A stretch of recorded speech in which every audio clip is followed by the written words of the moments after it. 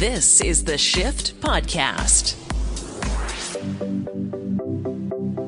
The Shift Daily Podcast has former Liberal MP Dan McTagg joining us to grade the federal party's performance so far in the election. He shares how Canadians need to hold our elected officials into account. Blaine Kylo is back and happier than ever. Why? Because the sequel to one of his most beloved video games is finally here 15 years later.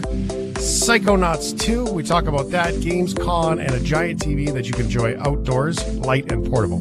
Plus, are you okay with karaoke? What about hot dogs? All of this on the Shift Daily Podcast. Are you okay? Are you okay with karaoke? Yeah, I love karaoke. I used to host it. Of course. You did. I mean, that's a job I wish I did. I'd love to host karaoke. You have to sing.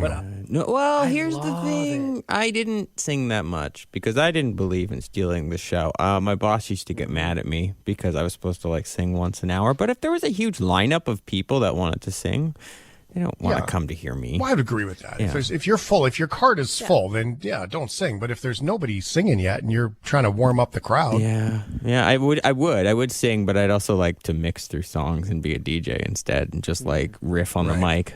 That also helped. Yeah. It worked.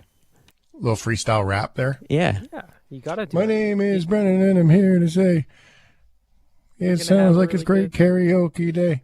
Yeah, that's good. I like that. That's Yeah, I should Very use that. Very Yeah. good. Yeah, try that next time. Karaoke market is valued at about $10 billion with the billion dollars. Everyone loves the chance to get up in club. Everyone loves to get chance to get up in club and sing some of their favorite songs. V-dub. I don't know what happened there, Ryan. It's missing a the. Get up in the club. Oh, up in the club. Okay. Yeah, You know what that's called? Yeah, Sing some songs. That's called this. That's a typo. Is it really, though, if he didn't type the word at all? We've gone over this before. It does count. If there's a missing word, it is a typo. Okay, I tried to defend you. All right. I know. I'm done defending myself on this. I'm never gonna All right. win. All Never right. gonna Here win. are some examples of the good, bad, and the oogle.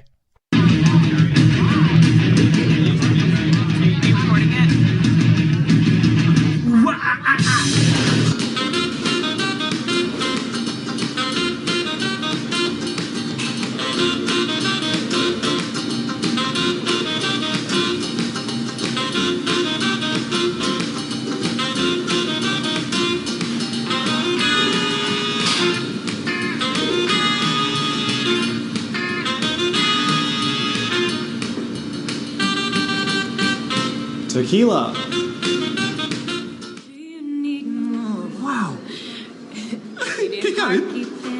So hardcore. Wow, you're really good. Keep going. I'm off the deep end. Watch as I dive in. I'll never meet the ground. Wow. Crash through the surface where they can't hurt us. We're far from the shallow now. Brilliant. The tequila is genius. I know. He went on America's Got Talent and did that. That's that amazing. guy did that bit on America's Got Talent. If It you- was fantastic. But if your buddies say, "Hey, you've got to do," I agree to do karaoke. I will sing one song and one song only, but I get to choose the song. Okay, fine. That's the one you pick. That's the secret. You've unlocked the karaoke secret. Da-da-da-da-da-da. Tequila. All right. Amazing. Tequila. Today's karaoke story is brought to you by Florida. A Florida dog owner didn't think twice when he rushed into the water to save his 3-month-old puppy from an alligator's grip. Something's only happened in Florida. Police in Edgewater are investigating one of their officers after he allegedly punched woman's husband. Really? That's a typo. There's another missing word. Police in I'm Edgewater, not really Florida, sure are there's a word investigating thief. one of their officers after he allegedly punched woman's husband after she rejected him during karaoke. According to WESH News, Wesh News, the altercation started after Nasi Tukoglu, my apologies, who claimed to be an officer, punched the woman's husband multiple times before he allegedly stated, "I'm a cop." What are you going to do about it? Question mark. According to a police report, he punched the woman's husband multiple times before he allegedly stated, I'm a cop. What are you going to do about it? That's a typo. That's my favorite typo ever. I read that script 3 times and not once did I go, wait a minute. It turns out you read the script 6 times. Yeah. Okay. Edgewater Police released this statement. The officer has been placed on suspension and an internal investigation has been initiated. He has been with EPD since September of 2020. Oh, he's a noob. He's a noob and he punched someone because they wouldn't do the karaoke with him. I mean, rejection's hard, but that's lame. He punched somebody because they wouldn't do karaoke. He punched somebody because they wouldn't do karaoke. I think we should say everything twice. I think we should say everything twice now. Yeah. Agreed. Are you okay with eating healthy? Are you okay with eating healthy? Yes. Lately, yes. Mm-hmm. Usually I just didn't really care. But now I'm at that point where if I eat greasy food, it tastes amazing, and then I feel like crap. And then if I have something healthy, it's like, oh, I don't feel like crap. So, yeah.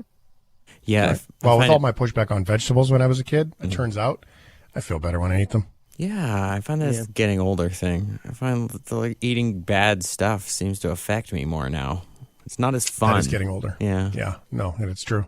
You have to decide before you eat that, order that burrito or whatever it is that you're going to get, or that spicy food. You have to look at your calendar for tomorrow and go, what do you want to get? Let me check my calendar. And then you decide what you can eat. Eating healthy is kind of like working out, right? It's you're exercising your belly and stuff. If you didn't have to do it, though, would you? Well, you might want to keep up your healthy habits because a new study from the States shows that eating a hot dog is dangerous. Here's more from ABC 7 News. A new study suggests that eating one hot dog takes 36 minutes off of your life. New research from the University of Michigan evaluating more than 5,800 foods, ranking them by their nutritional disease burden to humans. A beef hot dog on a bun, resulting in 36 minutes lost, largely due to the detrimental effect of processed meat. If that headline stresses you out, imagine what Joey Chestnut's thinking. Put down your hot dog! Hello, Joey. Does he need to be worried that all of these hot dogs are just taking years and years off of his life? I think if you're eating hot dogs in a Joey type of way, that this could be, a turning point in your life to maybe cut back a little bit. If you enjoy hot dog once in a while, completely fine. Everybody wants to have fun foods in their life, and that's part of enjoying eating. Joey poking fun at the study, tweeting, "Interesting, I might need to eat more nuts to get time back." The competitive eating champ has a point there. The same study suggesting that eating foods like salted peanuts, baked salmon, and rice with beans are equivalent to adding between 10 and 15 minutes back onto your life. What? That's awfully precise. Right? I know. This study is so bizarre because it's kind of like it doesn't even really come across as science to me. It's more like using science as a way to explain a basic, way to eat. Eat healthy, and it's good. And have something crappy every now and then, and it's fine. But, in balance. But there's no way it can be science because you'd have to do A/B testing. So you'd have to take 37 days twins who ate exactly the same thing for all their lives, and then at the exact same time they would have to eat exactly the same hot dog, and then they would monitor them until they died. And if one of them ate the hot dog and one of them didn't and died how many minutes earlier? 37 minutes. So one of them dies 37 minutes before the other one, and they'd be like, it was the hot dog. That's the only way you could do it. It's so bizarre that there is some pretty cool math about how much time Joey has lost. This is hot cool dogs, math. According to the study. Go ahead. 1,094 hot dogs at least in competition he's eaten. 39,384 minutes off his life, according to the survey, or a little more than 27 days he's lost. The study also found that peanut butter and jelly sandwiches were associated with an added 33 minutes of healthy, happy living. How can that be? Brissette says it's helpful to have actionable, digestible numbers. Nice play on words. To help us in Right. our health journey. So you should stick to around an 80-20 ratio. 80% healthy, 20% garbage. But tasty, probably fried garbage. That's crazy. Yeah. I love it. It's I don't know. It's a weird study, man. It's just strike a nice balance. For example, I ate really healthy today, and tomorrow I'm absolutely gonna get a cheeseburger, and the day after that, I'll eat healthy again. You're going to think now when you get a cheeseburger, you're going to be like, that's 36 minutes gone right there. No, because I'll just do the math. If I lost 36, this is it. If I have a cheeseburger, how many peanut butter jelly sandwiches do I need to eat now to get that 36 minutes back? That's it. There you go. Life is so simple. So simple. Are you okay? Are you okay with Nevermind? Like the Nirvana album? The Nirvana album. Okay, yeah. It's not my favorite one they've done, but I like it. I like it. It's a good album. I grew up around. I was in like a weird. I was born in '96, so like Nirvana was. I don't think the biggest thing when I was a little bit older, but like when I was born, they were huge, right? So I grew up around a lot of Nirvana fans, and I like Smells Like Teen Spirit, but I prefer like some other cuts. I'm not really MTV a grunge Unplugged guy, was though. amazing. Yes, that is true, and I do like the whole kind of mythos of the band and Dave Grohl. So yeah. All right. Well, this is the album cover that everybody will recognize. It's got the nude little baby on it that's following the fishing hook with the dollar bill. And regarded really as one of the best grunge albums of all time. It certainly led the way into the era, that's for sure. And Dave Grohl, it was the first one that Dave Grohl was with Nirvana as well. The impact of this album is hard to understate. It brought punk back into culture in the form of grunge for teens and sold over 30 million copies. Now that artwork, the nude baby, chasing the dollar bill, it's a very famous image. And one guy isn't really okay with tat. That's a typo. And one guy really isn't okay with that. It's the guy on the cover, Spencer Eldon. The man who appears on Nirvana's Nevermind album as a nude baby is now suing the band. Here's more from CNBC. He might be the most famous naked baby in the entire world, and for that he's suing. Spencer Eldon was just 4 months old when he landed the cover of Nirvana's Nevermind. He's 30 now, and alleging that was sexual exploitation and child pornography. His lawyers say the shot makes him look, quote, like a sex worker, that his guardians didn't sign a release, and that he's suffering from personal injury and permanent harm. He's asking for at least $150,000 each from 15 defendants. But Elder has been recreating that pose over and over, 5 times over the years. See him here? On the left, he's 17. On the right, he's 25. 5 years ago, he told the New York Post, "It's cool, but weird to be part of something so important that I don't even remember. Smells like green spirit." Ooh, well done. Eldon had expressed mixed feelings about the album cover before, but never called it child pornography. Keep in mind, we would have no idea who Spencer Eldon is if he had not been on it. And he has recreated that cover as an adult since in order to also make money. A couple of times. Yeah. There's just no way he's going to win this. That picture is not sexualized in any which way, shape, and form, right? Yeah. And although it's been around forever. Yeah. The one legal thing here, though, is that what I was reading, and apparently the original draft, the band was supposed to cover the baby's like penis with a sticker, but that didn't really happen. So I think that might be the only legal thing he has here. But there's just the fact he's recreated it and clearly been able to market himself a little bit. I don't know. I think this is weird. Yeah, I mean, you can see the penis of the baby right in the photo. So that was always the conversation about it. And it would not have been hard to create that photo and not have that visible. And none of this happens. But he's made a bunch of money from it. Come on, man. It's a scam. Are you okay? Are you okay with watermelon? Yeah. Absolutely. watermelon is one of the best fruits. However, if you don't eat it, like within a day or two of cutting it, the smell of old watermelon is one of the worst things in the world. It's awful. Yeah. Like if you leave it in Tupperware too long or anything like that, oof, no. I find it to be very boring. I find it to be the most boring of the fruits. Really? Yeah, I'm not a fan of watermelon. Really boring, huh? I find it boring. It does. I don't know. It's just like artificial watermelon taste is good, but like when you taste actual watermelon, it's mostly just water. It's funny because I hate artificial watermelon taste, but I love real watermelon. That like anything fake watermelon, like that's dreadful. Watermelon gum. There's maybe one or two, like watermelon Mr. Freezy is probably one of the only ones. That's amazing. Yeah, I like that. Yep. Yeah, that's not boring. The fake stuff, though, I mean, like it's dreadful fake watermelon. Okay, how about this? Wait. How about putting watermelon on your pizza? Ooh.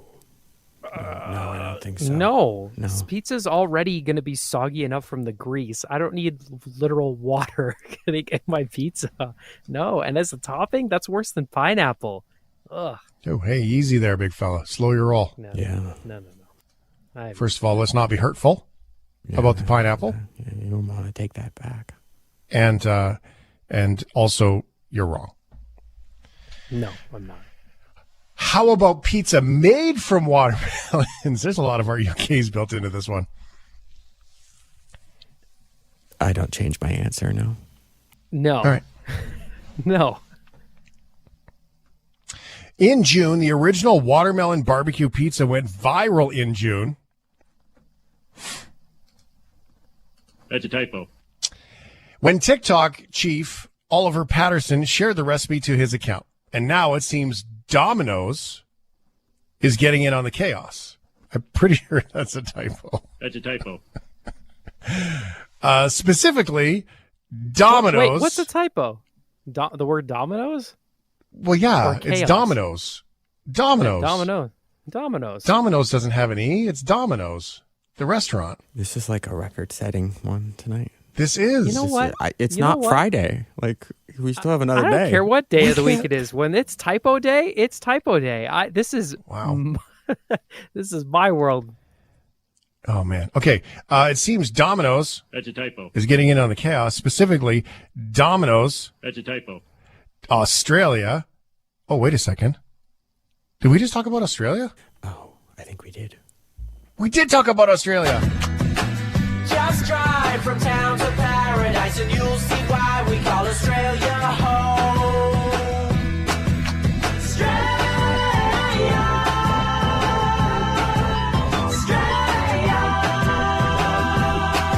All right, back to watermelon pizza. Here's more from CNN's Jeannie Mose. This is equally confronting for us. Adding sauce and cheese and pepperoni. But it does look pretty good at the oven. Pretty good? That's a war crime, posted one TikToker. Domino's, I can't keep defending you, protested another. Domino's Australia said it was inspired by TikTok chef Oliver Patterson, who whipped up a couple of watermelon pizzas earlier in the summer. But Patterson told Newsweek in order for it to taste good, you need to fry the watermelon to get rid of excess water and use barbecue sauce instead of tomato sauce. Barbecue apparently pairs better with watermelon. Even Domino's admitted. We think it might be an acquired taste. Okay. How about this one's for Ryan? It comes from an unnamed listener that I don't have a name attributed to it, so I will say thank you. You'll know who you are. How about injecting your watermelon with vodka and rum? It's from John. Yeah. I mean, that's great. Yeah, absolutely. Yeah. You scoop it out, and then you blend it with alcohol, and you put it back in. So this is why I say that one specifically for Ryan, because this is what the text actually reads. How about injecting your watermelon with vodka and rub? That's a typo. Okay. That's a typo. Speaking your language. Hey, we're all connecting on the same level, shift heads. This is amazing. This is the Shift Podcast. Through the course of the last week and a bit here, we've been speaking an awful lot about the election and what moves your needle in the election. Some of the conversation that is coming up today that we're going to have to dig into here is going to be around the climate. And does this matter for you in this election? Is it important in this election? I mean, that doesn't diminish climate as a conversation. It just says, is it the most important of the conversation? So there's one guy that I wanted to talk to about that. His name's Dan McTeague. He's with Affordable Energy. And not only is he the gas guy, take that the right way, by the way. I don't want to give you that reputation, Dan. Gas man, Dan. Yeah. I don't mean the gassy guy either. So it's not like he just had a burrito. I just mean just don't Dan, gaslight me. There you go. Even better. Dan McTeague is a former Liberal MP, so he worked in Ottawa. He did all of these political things, so there is so much insight that we can dig into with what's going on in the election now. He's been through it. How are you, Dan? Well, I'm kind of enjoying watching this from the outside and having a few little opportunities to provide commentary at a time in which the universe is unfolding. We're seeing high prices for everything, and people are very concerned of what's going to happen post that election as we get hopefully past this pandemic. I want to talk about the cost of all those things, but let's get your professional opinion as a former Liberal MP. How does it look so far from the outside from a guy that used to be there? Probably the worst start for my party, the Liberal Party, since 2011. We've had two elections, 2015, which they were very successful, in 2019 again to a larger extent, although it came a little closer.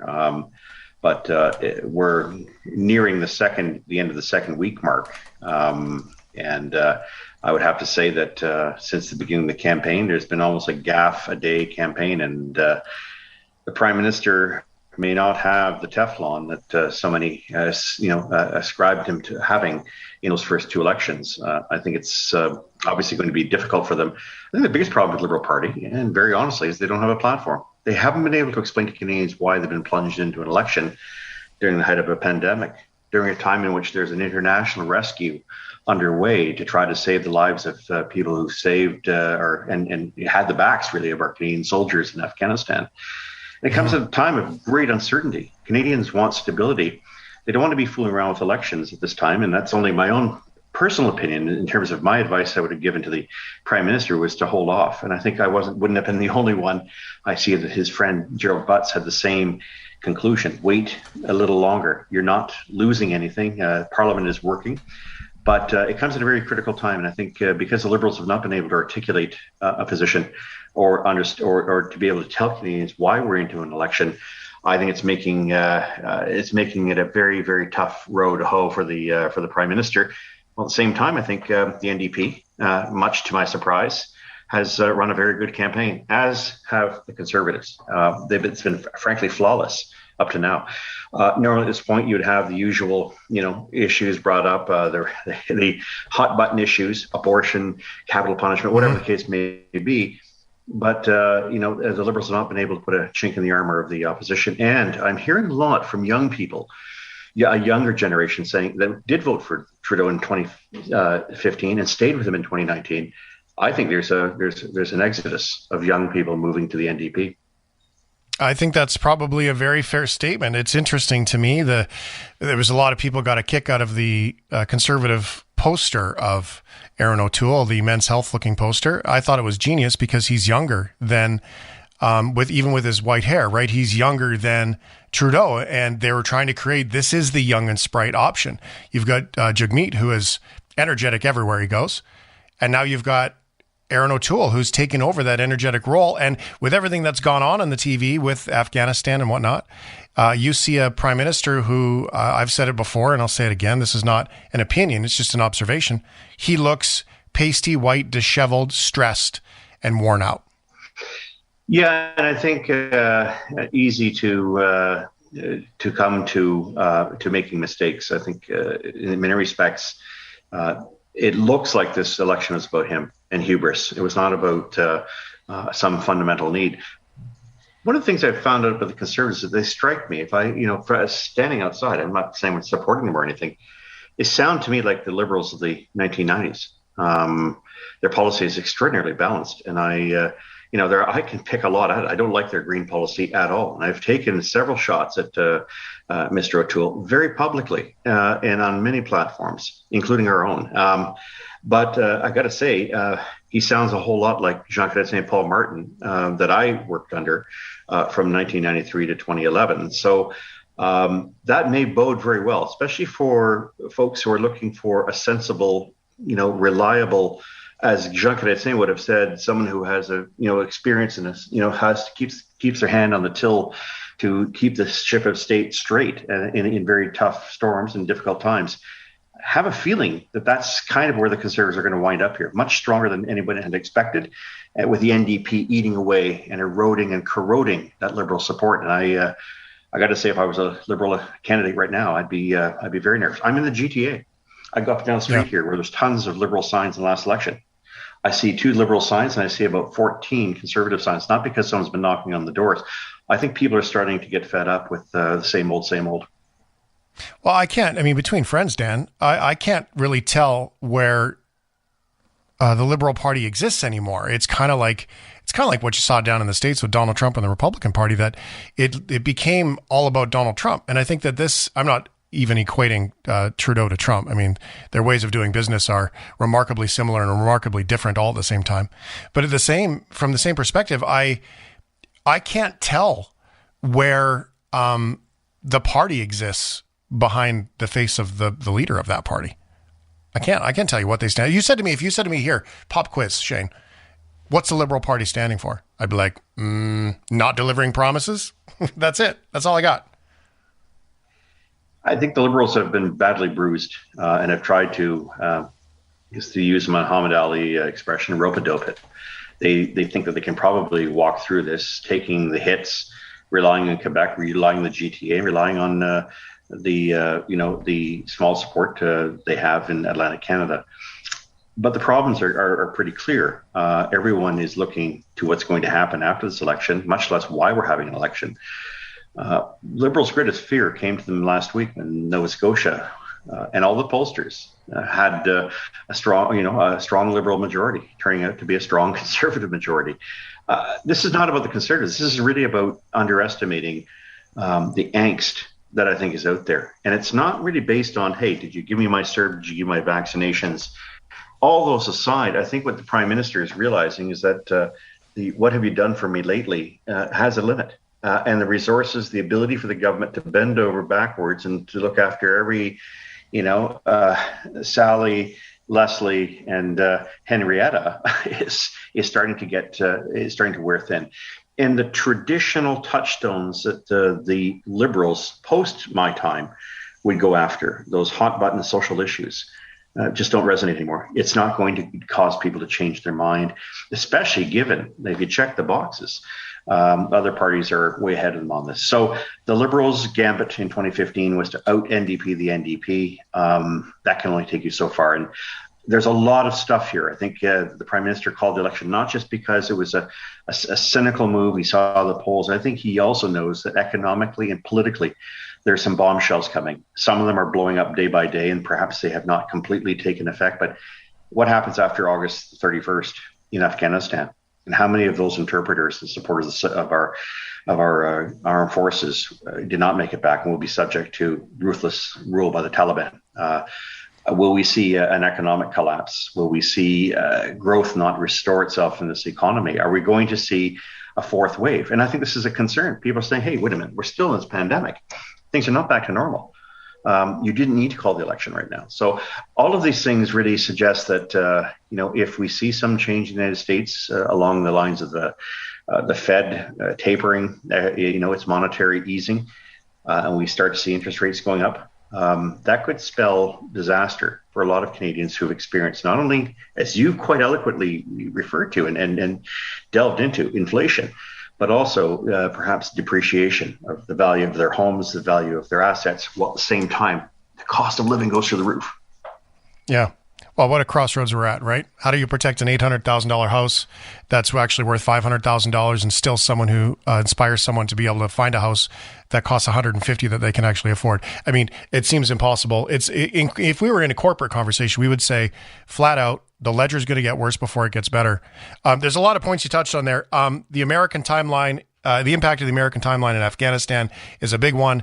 I said last night on the shift, I can't imagine Canadian soldiers trying to hold that airport, not because of ability, just out of resources. I mean, that's mind-blowing to me. I don't think that would be possible if we wanted to continue trying to fly people out. You've got OPEC and the new version of OPEC, the price of oil. Through the course of the pandemic, all of these corporations, you're seeing it with banks, in their like skyrocketing dividends. You're seeing all of this gentle, we'll ride this out part. Okay, that was very kind of those corporations or organizations to do that. But if you ever thought that they were going to make back the money that they might have lost money, but they didn't earn money. And so they're going to make that back. Like, this is the tip of the iceberg for inflation and costs. And then you've got like the monetary comment to me, forgive me if I don't pay attention to monetary policy. I think it was misunderstood, but at the same, I don't think that's really what he meant. But at the same time, it's an election. You're the prime minister. That should be the number one keys on your keychain would be to the economy and everything going on in Canada. Well, he would have the briefings on monetary policy. He'd know how important they are. He would know that Canadians are extraordinarily sensitive to what happens if the government can't finance the massive debt that it's undertaken. Businesses know as well that things have slowed down and the supply chain crisis is real, and it's likely to get worse. And forget just housing for a second, where even if you could afford to build a house, there's no material, and the material and the labor are simply not in the same supply that they were before. I think for the Prime Minister, though, demonstrating flippancy doesn't work. His comment about monetary policy reminded me of his father's comment in 1972, when he referred to Western Canadians, especially the agricultural sector, by saying, "Why should I sell your wheat?" And I think that's something that could come back to harm any credibility he has in being able to manage this economy. So let's not cast ourselves too far down the road in terms of conjecturing, but let's say he has a weaker minority than he has now. It's not likely that he will be able to survive the first vote on the budget. A budget has to be based on austerity. There's no way you can continue to spend. And I think that's his biggest problem, is that this is an election where he sought the opportunity because things are about to get real, this fall. And I think a lot of people like the Prime Minister and those in Parliament know that the other shoe is going to drop, and we could be back to the situation we saw in 2008, or worse, what we saw in 1981, where you have inflation and a stagnating economy, so-called stagflation. Well, patterns present themselves here, Dan McTagg, and the pattern of the budgets balance themselves comment and a forgive me if I don't pay attention to monetary policy comment and a $600 million vanity election. I don't think you can ignore that. Well, you can't ignore that, and you also can't ignore the meat and potatoes of what this campaign is not talking about, and that's the elephant in the room. And I've tried to dance around it, but I cannot for a moment ignore what everyone is saying. Anybody goes to a grocery store, anybody who goes and buys fuel to do their business, anybody who sees those invoices coming in from companies that have increased the costs. Anybody who's seen the portions of food that you now get in boxes are smaller. There is, I think, a tipping point. And I think for a lot of people, quietly, they're realizing that not all things are right. They don't necessarily believe government is the answer to everything. But there's a disconnect. The government is very flippant, spending everywhere on every program out there. A prime minister who stands in front of a house not far from where I live here, a $1.5 million home, and says, hey, this is an affordable home. It's not. The fact that we have printed a lot of money in this country, that we have allowed the economy to be floated basically on asset purchases by the central bank, is a very scary thing, especially if those assets begin to lose their value, or we fail to have growth in the economy. We've bludgeoned the two most important revenue generators, the oil and gas sector. We've made it virtually impossible for those industries to come back roaring at a time in which we desperately need them to get up and running. And so when you kill the golden goose, or you dump on your most important generator, and you treat it as badly as this government has, I wouldn't be surprised that the Prime Minister now realizes that this is coming full circle, and that what goes in terms of his bad policies on these industries is going to make an economic recovery that much more difficult, if not impossible. Well, you can grow the economy, though, Dan, if you welcome 20,000 Afghans and 40,000 Syrians, and if you just make the population bigger. That's the secret. That's the secret that everybody ignores, right? Immigration is the key to hiding bad financial policy, because you just bring more people in. That's how you grow the economy. That's the big secret. Well, it's part of the secret, but it's also recognizing that numbers in themselves don't generate growth, and you have to have the growth of wealth in this country in order to support any kind of policy. I think this is a country of immigrants. We all have descended, if not directly from, then benefited by it. But it has to be gradual. It can't be historical. It can't be an attempt at trying to, buy a constituency of people who will be beholden to you forever. And it certainly isn't designed as a means of saying this is a short-term solution if they all wind up in Toronto, where, of course, prices here have become impossible. Now you have to build more affordable housing, even for people who are working. And you're basically putting, a significant strain on the social programs of this province and of this country that can't necessarily be met quickly. But I think overall, a country that can continue to attract new people is always a good thing, and it is positive for growth. But these things can't be done by trying to say we brought in more people than any time since the turn of the last century. That kind of a claim without a basis in reality is not very wise public policy. Dan McTeague was MP of Pickering, Scarborough East, affectionately just known as Pickering. No offense to Scarborough. Yeah, or no offense, but there was a lot that happened in Pickering back then, 2004 to 2011. So you had your Ajax in there because the ridings all changed, but it was 97 to 2011 roughly that you were 93. You were working 93. right? 93. And then it was called Ontario riding back then. Right. Oh man, it changed a lot actually. I'll tell you what. Balancing the government and the ridings and election reform was one of the things that was talked about in the last election. There was a lot of shuffling going on back then. Western Canada hasn't seen the same sort of benefit, right, when it comes to the one vote is one riding, one vote is 10 ridings, and all that stuff that we hear about. Have we, like 1993, Dan, that's a long time ago, 1993 to today, we went back to 2008 to today. It's the same stuff over and over again. Do Canadians need to just be aware of the shopping list of BS that they're getting fed in some ways? I think Canadians need to be able to expect a little bit more from their representatives. And here's the difference. And it's not because I did it, but because it can be done. And that's to have members of parliament truly represent, speak up, speak out, recognize that there are boundaries. You were elected on a platform. You're a member of a certain party. These are the things you have to respect. You were elected on those things. But anything beyond that, be creative. There's 1,005 issues out there. And every member of parliament should have the ability to bring one or two of them to the floor of the House of Commons for debate, for recognition, and maybe possibly even pass into law. It's not hard to do, but we have such a tight grip control of the parliamentary process that it makes members of parliament, renders them to nothing more than, unfortunately, useless voting machines. And they can't represent, they can't speak out, and usually they're given the talking points as to what to say. Imagine, Shane, in 1997, 1998, being told by the minister of whatever, being told by those ministers, this is what you had to say, and you couldn't say a word to the press, and you couldn't write a letter to your constituent without being vetted by the PMO, or having the PMO staff sitting in our caucus. I mean, this shows a real suppression in the ability for the member of parliament to articulate and to be able to speak openly, not just to colleagues behind closed doors, but to also really, zing it up, deal with issues that are important to Canadians. And they don't have to always speak, every 100%, but you're going to find constituency and variables across this country on good ideas. And sometimes what I also found the magic of Parliament that's lost in this Parliament especially is the bipartisanship.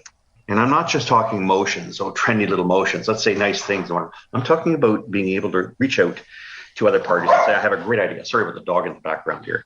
These we are love the great puppies. ideas That's that all we good. have, that we have the ability to bring those to the fore. And that's kind of, one of the strengths we had, and it's lost, unfortunately.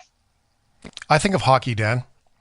On a hockey team, you're expected to fulfill what the coach asks you to do. You're expected to live into the team and not take that penalty when you really want to just punch that guy in the face. You want to slash him in the leg, but you're supposed to suck it up, time and place, time and place. And at the same time, you have to have the emotional awareness, the EQ, if you will, to sometimes you just got to take the puck and do what you do. That's grossly missing in politics, and it used to be that way. It used to be able to, that you would, sometimes you just got to do what's best for the team, a la the party, and sometimes it's time for you to be a star, and you just got to take your stand. You got to stand up there and make sure everybody notices what you're doing. That's a very good analogy. I get a chance from time to time to speak to some university students, although lately it hasn't happened.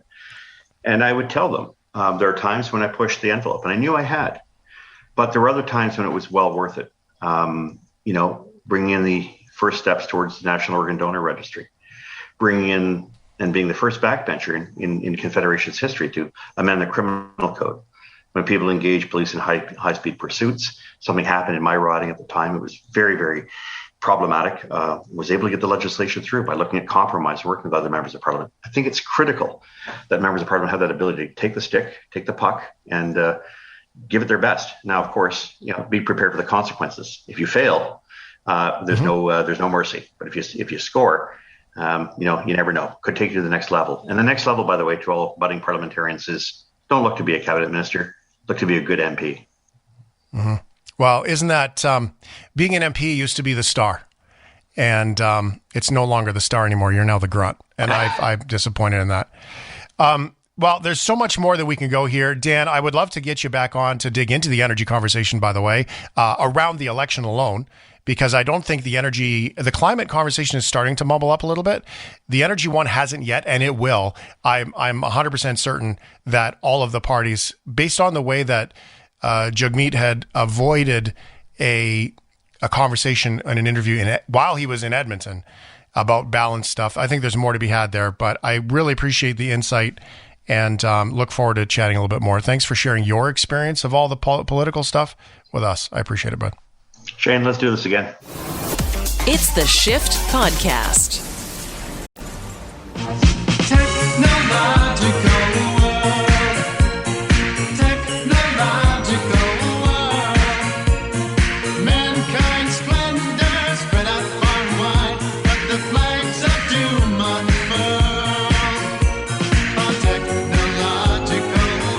It is a technological world, and Blaine Kylo is here from the West Coast. Blainer, how are you, brother? I'm well. How are you today? I'm good, thank you very much. Here we are, tiptoeing as parents back to school, back into old regime, and I'm curious, does back to school for you mean, finally, the computer and games are mine, the kids are gone? It means less chaos around the house and less me being worried that they're spending too much time on screens. It's less, we've got lots of different devices. It's less about me having it to myself and more me helping them manage things better. They're ready to go back to school. They've both said as much. They need structure and things to do, frankly. They've run out of things to do. Yeah, my kids are sick of me, so I just kind of assume that all kids are sick of their parents. Has that ever come back to bite you where they come, Dad, you have too much screen time. You need to take a break. Do they ever use that one against you? No, they haven't figured that one out yet, but it's just a matter of time. Let me know. Text me when it happens because I'm curious when that day comes, right? If they'll be giving your own gears right back to you. My goodness. Okay, solocorp.com, SOLOCORPS.com, Blaine Kylo. Where are we going on our technology adventure today, Blainer? Where do you want to start? Well, we have to start with Psychonauts 2 because I've been waiting for this game for 15 years. This is a new game from Tim Schafer, who goes way back in video games, actually. He was part of the group that did some of the first adventure games. So Secret of Monkey Island, the sort of pirate-themed adventure games that were very witty, and they were about having lots of conversations with different characters and figuring out puzzles. That's where Tim Schafer came from. And Psychonauts, the first one, came out in 2005, very much in the same vein. This is kind of what you need to know about the humor that's in this game. Psychonauts is about a young boy who runs away from the circus to go to school. So it's a complete flip of the running away from home to join the circus. I had to think about it for a second. I was like, wait a second. Did Blaine just say that he ran away from the circus? Exactly. Like your brain doesn't really go there. That's cool. And that's kind of what it really sells the tone and the humor in this game. The first Psychonauts didn't sell well, and it ended up being critically acclaimed, and it's a bit of a cult game now. Double Fine, which is the company that Tim Schafer runs, they actually crowdsourced a sequel because they had so many people saying that they wanted a sequel. They did a crowdsourcing campaign to come up with the funds. There was enough people wanting it that they started work on the game, and then Microsoft bought Double Fine. And so Double Fine now has the time and the space and the flexibility to make a really good game. It released this week, and Psychonauts 2 it's certifiably fantastic. This is an absolute delight. I've been playing it nonstop for a week. I can't get enough of it. Really? It's platforming, it's puzzling, it's hilarious with incredible characters. It's a game in which you actually enter the minds of other people and you have to help them sort through their emotional baggage or deal with their bad moods. These are things that become literal in the minds of the characters, and you help them deal with these things so that they can become whole in the real world again. And because so much of the game takes place in the minds of these characters, it gives the artists license to create fantastic worlds that are all very different from one another. So you're playing 10 different games while you're playing Psychonauts 2. I can't say enough about how much this game has been fun to play. It sounds like you could actually go from scenario to scenario, and you could go from it being a magical unicorn bubbles and glitter world to it being a Second World War game from scenario to scenario, because if you're going into how people perceive it all. That's exactly what it is. Now, it doesn't ever get as dark as a World War II game where, zombies are crawling up from the graves. It never gets that dark. This is very much a family-friendly game. But it does deal with some of the psychological trauma that people go through. And Raz, the 10-year-old who's at the center of this story, helps these characters sort through some of these things. And in so doing is able to sort of resolve a mystery about what's happening in the Psychonauts headquarters, which is this spy agency of psychic spies. So 15 years is a long time to wait for something, Blaine. So was it the depth to it, the lack of limitations of it? Well, I mean, 15 years is a long time to be excited for a game. So what was about it from the first one that had you so excited for this one? Well, this game very much honors the first one, and now I haven't gone back to play the first one. You can get it for $10 on Xbox right now. $11 on Steam, and I actually recommend playing the first game before playing the sequel because it's kind of a really deep world to get thrown into, and you really do pick up from where the last game left off. So it's not a bad idea to play that first game first, but this very much honors that first game. The structure of the game is very similar. This is just bigger. There are more characters. There's more environments in which you can enter, and it's a deeper, richer story. And so it's just more of all of that good stuff that the first one had. Check out Psychonauts 2, solocore.com. Blaine Kylo, Destiny 2 expansion pack, since we're talking about games. Yeah, this is a bit of a surprise. We knew that Bungie was going to be talking about their next expansion this week, but when they started talking about the Witch Queen, which is scheduled for release on February 22nd, it became clear that this is much more than just an expansion. It's almost like an entirely new game. There's so much new story. There's so much new environment that's coming out in the Witch Queen. Bungie is introducing weapon crafting, so now people who are playing won't be limited just to the weapons that they pick up when they complete objectives. They're going to be able to create their own weapons and craft their own weapons. There's a new weapon called the Glaive. Unlimited primary ammunition is coming to the Witch Queen. And even though the Witch Queen doesn't come out until February, the story that builds up to that release begins now with the next chapter in the existing storyline. And so right now you can start playing, I've just lost my note. Season of the Lost is the next chapter, is the next season that is essentially a prologue to the Witch Queen. And what that brings is full-on true crossplay. So now, no matter what you're playing Destiny 2 on, you can play with anybody on any other system or platform. PS4 can play with Stadia, can play with Xbox Series X. Anybody that's playing Destiny 2 can play with anybody else, no matter the platform. Cool. That does sound cool. All right, stay with gaming. Plaid. Everything is plaid now. Tesla's got a plaid. Xbox has got a plaid, a buffalo. I don't know what's buffalo plaid. I imagine a buffalo with red and black plaid, trying to pretend to be a moose. Like, what's happening?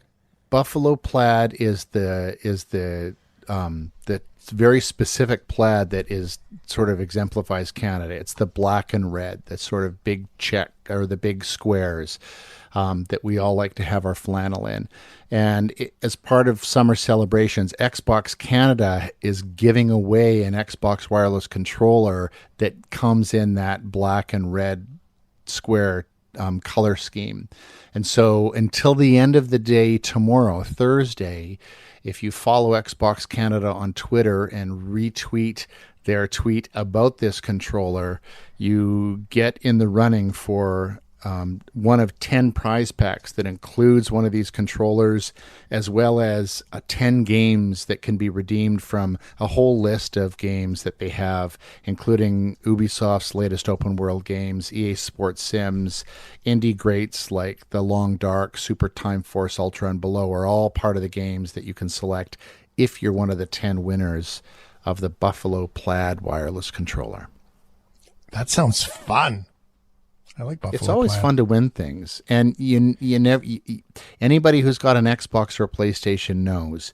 You think you've got enough controllers, you can always use one more. Ryan O'Donnell always wins things.